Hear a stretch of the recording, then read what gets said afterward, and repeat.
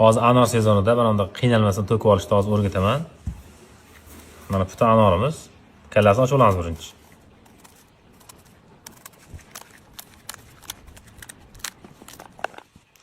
Mana kallasini ochgandan keyin mana yo'li bor har bittasini.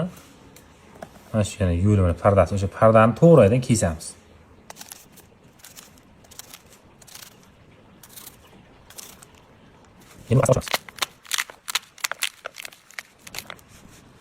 Olamizda qattiq emas, asta uramiz endi.